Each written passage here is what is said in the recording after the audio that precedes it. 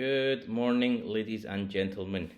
My name is Ali Abbasi, and today my presentation regarding second language acquisition is about Arabic in the State of Israel. And the title is The Declassification of Arabic as an Unofficial Language in the State of Israel. So, without further ado, 1, 2, 3, allons-y, or as the Arabs say, yalla. This is the outline for the presentation, where I will begin with an introduction consisting of two parts. First of all, what is linguistic human rights? And the second part is examples of subjugated languages. After that, I will follow it by the historical aspect, revealing the basic law of 2018, moving to discussions regarding Arabic in the State of Israel, followed by a conclusion and the references I used to create this presentation before finishing it off with any questions you may have regarding my presentation. So, linguistic human rights. What does it mean? In my opinion, linguistic human rights refers to the protection and promotion of every single human being's right to use, preserve, and develop their respective native and traditional language. However, with human rights parlance, linguistic rights constitute the supposedly fundamental entitlement of distinct communities and individuals from within them to preserve, develop, and express their languages without fear of suppression or discrimination, as stated by Skutnuk Kangas in 2012. An example would be, let's take the United Kingdom. Lots of people from the Caribbean, Africa, the Middle East, and Asia are residing in the United Kingdom. Let's take London, for example. People are freely able to use their local languages, their national languages, their traditional languages, without being hounded or disrespected or discriminated or worse yet, vilified. So in the UK, they're freely allowed to use their languages. Now, subjugated languages. This is a map of all the continents on planet Earth as we know. So the first language that is subjugated or not given much prominence is in South America, and it is Southern Quechua. Southern Quechua is a dialect of the Quechua language spoken in the southern Andean regions of Peru. It originated from the Quechua-speaking communities that have inhabited the Andean highlands for centuries. Quechua itself is a language family with several dialects spoken across the Andes, primarily in Peru, Bolivia, and parts of Argentina. That being said, Southern Quechua is not considered a subjugated language in the same sense as some other indigenous languages that have faced suppression or marginalization by colonial powers. However, like many indigenous languages worldwide, Quechua has faced pressures from Spanish colonization, and efforts have been made in recent years to promote and preserve the Quechua language as well as the culture. But it still faces challenges in maintaining its existence and widespread use due to the seismic shift towards Spanish and Latin American Spanish.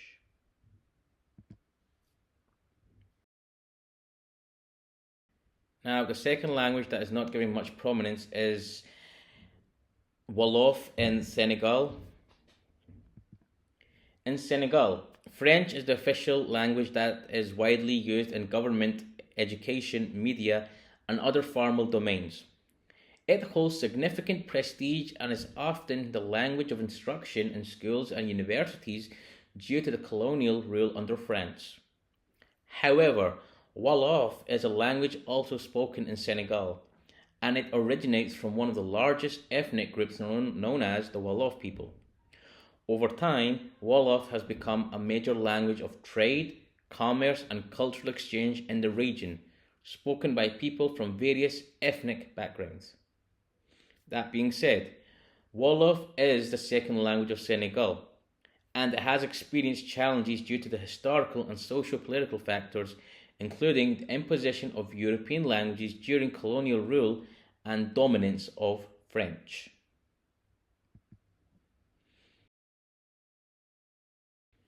Now, the third language that is linguistically denied is Sicilian in Italy. Sicilian is a Romance language spoken in Sicily, which is the largest island in the Mediterranean Sea in autonomous region of Italy.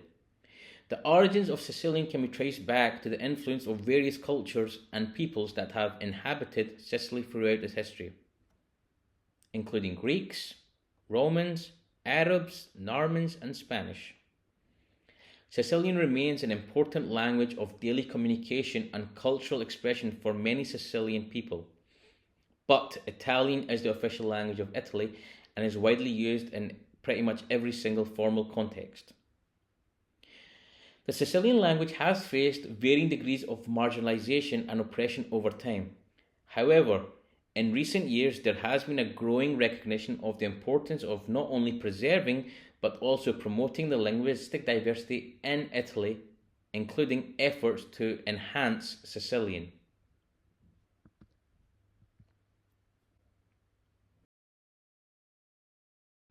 Now, the fourth language that is linguistically denied, it's in the Middle East, is Kurdish. First of all, Kurdistan is a region historically inhabited by the Kurdish people. They are primarily located in parts of four countries in the Middle East: Iran, Syria, Iraq, and Turkey. With respect, I will focus on just Iraq, Syria, and Turkey.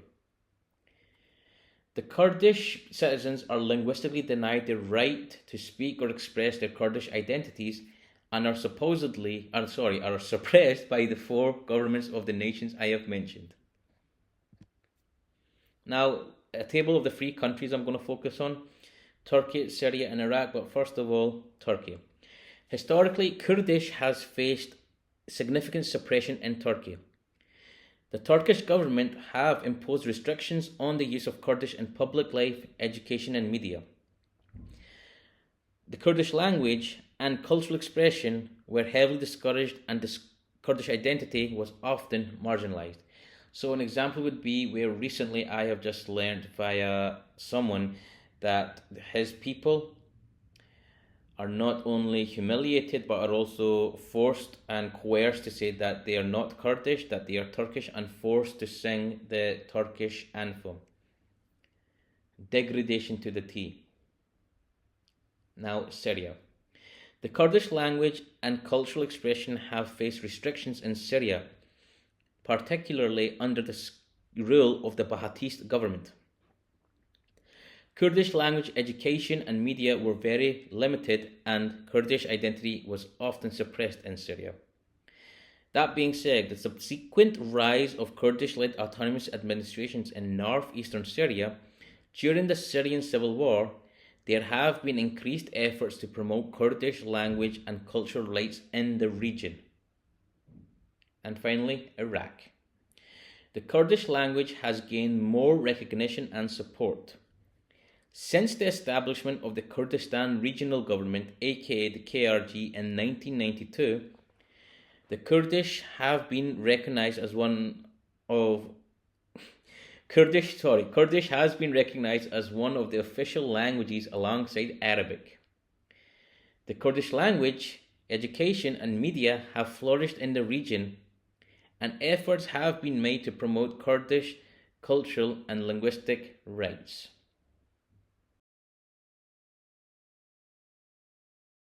Now, the fifth language that is linguistically denied is Balochi in Pakistan. Balochi is an Iranian language spoken primarily by the Baloch people, who primarily inhabit the region of Balochistan, which spans parts of Iran, Pakistan, and Afghanistan. However, I will briefly focus on the status of it in Pakistan. In Pakistan, the official language is English and the national language is Urdu. Both have been prioritized over regional languages like Sindhi, Punjabi, and Balochi, leading to concerns about the preservation of the regional languages and culture. Now, like I said, Balochi is an Iranian language spoken primarily by the Baloch people, who primarily inhabit the region of Balochistan, which spans parts of Iran, Pakistan, and Afghanistan. Now, the Balochi language has historically faced marginalization particularly in terms of government policies and education. Since the uprising of insurgency in July 1948 for Balochi nationalism, the Balochi people in Pakistan have faced challenges in terms of recognition. One being that the Pakistani government has been pilfering natural resources in the region for decades, and two, the involvement of China in the development of the Gwadar port via the Chinese-Pakistan Economic Corridor, aka CPEC. Hence, the people of Balochistan only speak two languages, English and Balochi.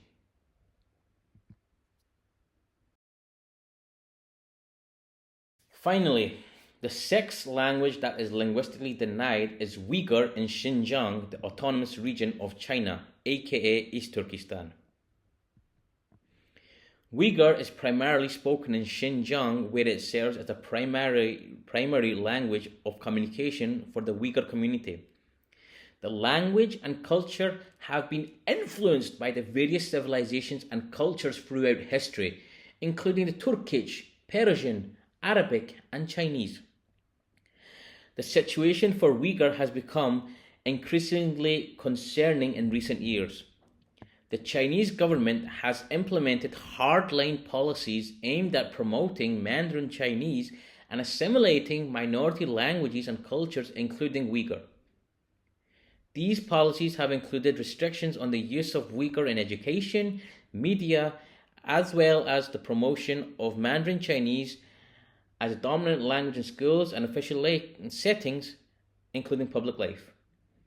Furthermore, the Chinese government's crackdown on Uyghur cultural and religious practices, as well as the mass detention of Uyghurs in internment camps, has raised international concerns about human rights violations and the preservation of Uyghur language and culture.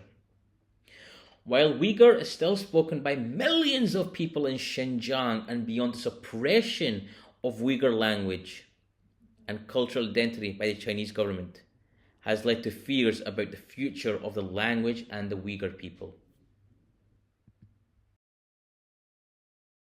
This, ladies and gentlemen, shows the number of subjugated languages on planet Earth. Southern Quechua, Wolof, Sicilian, Kurdish, Balochi, and Uyghur. Now, with respect, bear in mind there are plenty of more, possibly in tens of thousands of languages that are subjugated. One nation I will briefly mention is India. Now, the population of India in 2022 was estimated to be 1.417 billion. Considering that the two official languages are English and Hindi, and then they have 22 regional languages, such as Marathi, Telugu, Malayalam, if that's a correct pronunciation with respect, Tamil, you've got Gujarati, and you've got Bihari, and you've got Kerala, which I believe I've mentioned, maybe not. However, if one looks at various states, there are languages that are not recognized unfortunately. For one example, if you look or do the research on the Northeast India, it has 7 states. Okay, the Northeast India consists of 7 states. However, there are more than 200 languages. Think that. Mind-blowing with respect, absolutely mind-blowing. 7 states, 200 languages, and then we have linguistic human rights. Okay, ladies and gentlemen, now it's time for the historical aspect. The language of Arabic has a long history in the land now covered by the State of Israel, replacing Aramaic around the 7th century, as stated by Amara in 2017, page 24. Now, with respect, for those of you who don't know what Aramaic is a Semitic language that was originally spoken by the Arameans, a group of Semitic peoples who inhabited parts of what is now known as Syria, Iraq, Turkey, and Iran. It is one of the oldest recorded languages. Aramaic had a significant influence on both Arabic and Hebrew. Now, Arabic is currently spoken by over 20% of the Israeli population, though was prior to the 1948 majority language across what are now the de jure borders of Israel, as stated by Rekes in 2014. Now, there are urban or Madani dialects related to the northern Levantine dialects and rural or Fallahi dialects associated with southern Levantine dialects, stated by Ed Zard in 2014. So first of all, this is a map of the Middle East. As you can see, Turkey, Iran, Syria, Cyprus, Lebanon, Israel, Jordan, and Iraq. The Levantine consists of Jordan, Syria, Lebanon, and Israel, as shown within the circle in this slide. Now, the yellow circles shows us the northern Levantine, and this is where the Madani dialect is spoken. The green circles show us the southern Levantine, and this is where the Fallahi dialect is spoken. So if you look at this table here, yes, guys, that's me meeting a resident of Jerusalem. You can see here we've got a table which has a dialect, region, and traits. Now, starting off in modern standard Arabic, it's used in formal context and across the Arab countries, characteristics or traits. Traditional form is used in the literature, media, and formal communication, and it differs in grammar, vocabulary, and pronunciation from various other dialects. Now, like I said, the Madani dialect is spoken in Syria, Lebanon, Jordan, and Palestine. It reflects urban life and commerce. It's influenced by cultural exchanges, and the pronunciation may vary and loan words included. And finally, the Fallahi dialect. Like I said, it's spoken in rural villages in the Levantine. It reflects rural life, preserves older linguistic elements. The pronunciation differs, and vocabulary predominantly relates to farming and rural lifestyle. Somehow I'm having problems with my R, guys. Apologies. Right, back to the historical aspect. Outside of Palestine and within the state of Israel itself, the dialect is known often as the Israeli Arabic dialect, or Aravrit, referring to the strong influence of Hebrew on the dialect, as stated by Declassification and Brosh in 2012. However, most Arab speakers are now fluent in Hebrew. Speakers of Hebrew often have limited knowledge of Arabic. However, secondary school courses are now being offered in order to improve Arabic, particularly for the use in military, as stated by Luer in 2014. That being said, a prime example is Captain Ella Waweya, who is head of the Arabic media desk in the IDF and the deputy commander of the spokesman's unit. Okay guys, so on the right hand side we can see a picture courtesy of the New York Times, and it shows Benjamin Netanyahu sitting in a room with his cabinet. On the 18th of July in 2018, the State of Israel announced that they unanimously agreed to implement a controversial law. The proclamation that Israel itself is a state solely of the Jewish people and promotes the advancement of Jewish-only communities.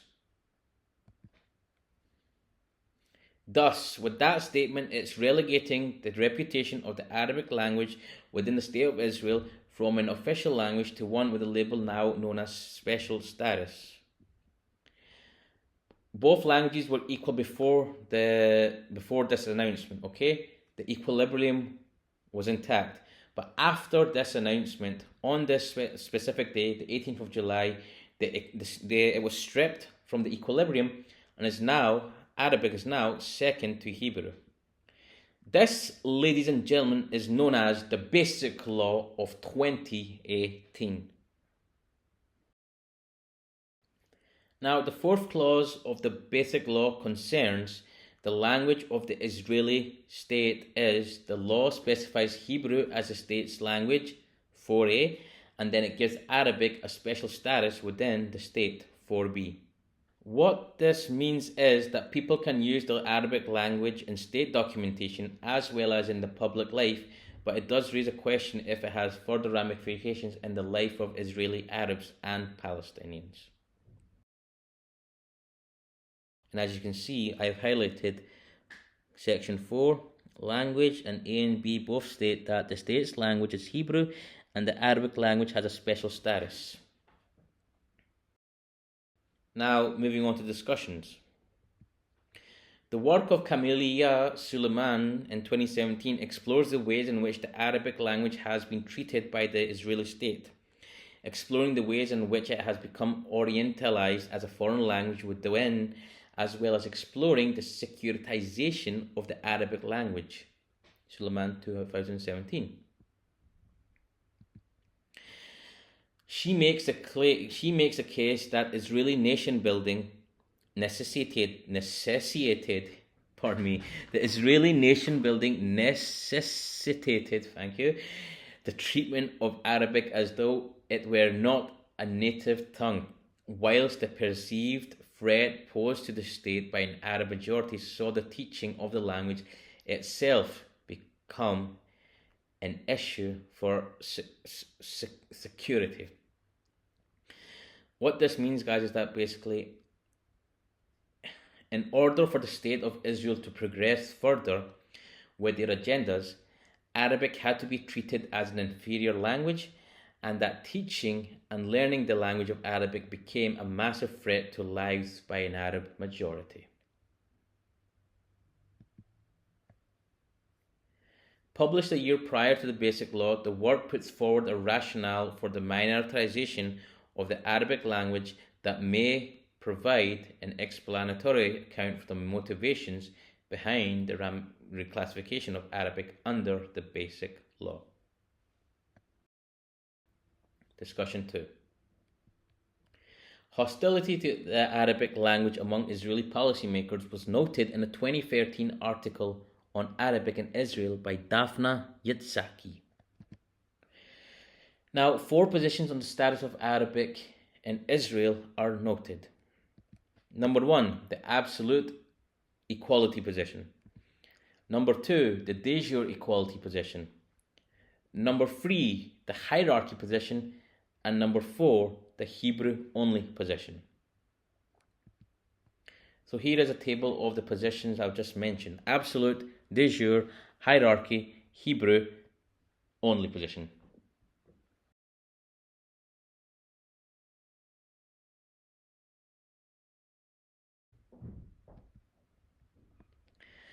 Now, those 4 positions on the status of Arabic in Israel are noted by Daphna Yitzhaki in 2013. And Yitzhaki argues that within the discourse of Israeli policymakers, the first 2 positions supporting an equal status are ignored. So number 1, number 2, the absolute equality and de jure equality are absolutely ignored, shunned to one side, whilst number 3 and 4, the hierarchical or Hebrew-only positions, find meaning and expression. Discussion 3. A survey of Israeli Jews' knowledge of and attitudes towards Arabic revealed that a majority of Israelis felt that the Arabic language played an important role in public life, with 60% believing it ought to be made a compulsory language for study in schools, as stated by Rappaport in 2015. Furthermore, Mendel in 2014 argues that Arabic, as taught in Israeli schools, is entirely detached from the spoken Arabic of the region, and even from literary Arabic, it's being only taught almost as a dead language, similar to Latin, intended for active usage in one institution only, the military.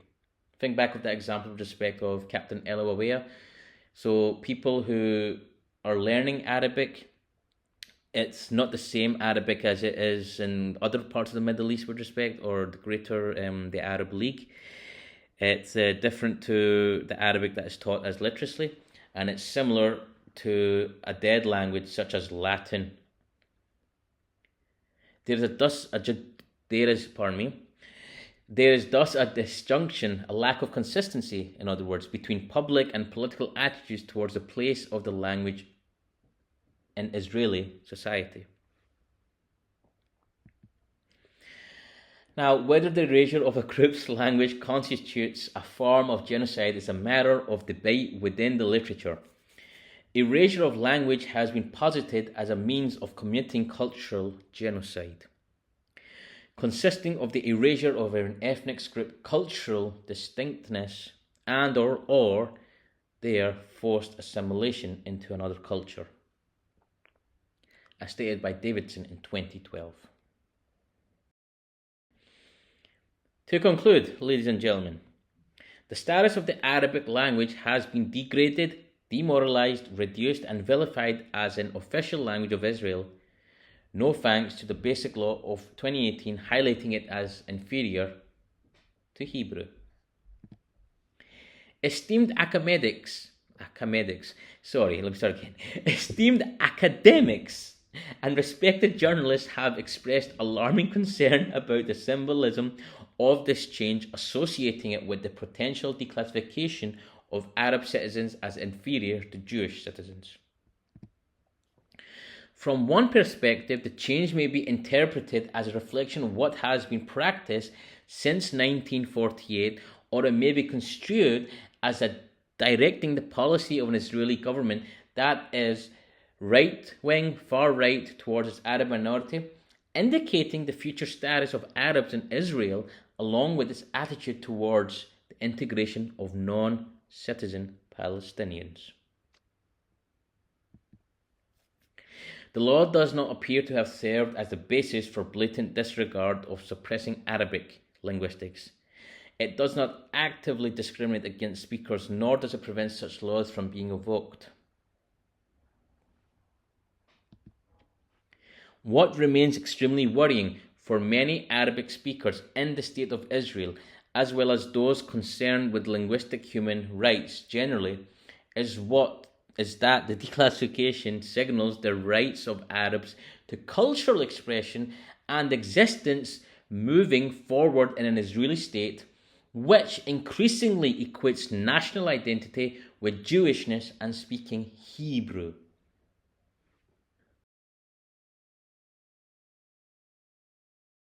Ladies and gentlemen, these are the references I used for this presentation.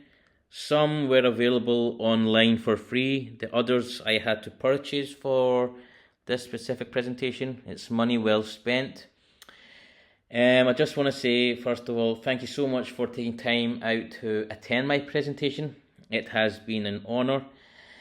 It's a topic that I'm massively passionate about. It's a region, nation, situation I'm passionate about since my endeavours to the state and to the Middle East as well, with respect.